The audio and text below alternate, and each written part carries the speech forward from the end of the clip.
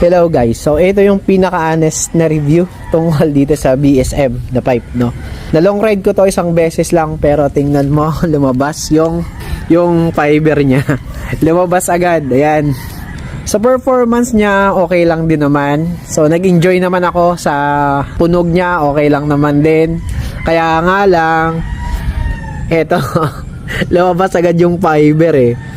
Ayan, so sana ma-improve nila to dahil para sa akin okay naman siya. At saka hindi na masyadong awkward siya, oh.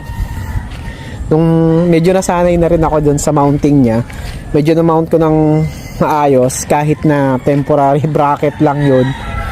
So okay na siya, okay na sa akin yung itsura niya, yung mounting. Kaya lang eto, lumabas to. Isang long ride lang yan. So lumabas agad kasi nung ma-receive ko to, yan no, may ganyan na yan dito dumaan. So ayusin ko na lang to. Yun lang yung comment ko dito. Lumabas agad yung fiber nya. Okay. Nako, aray ko.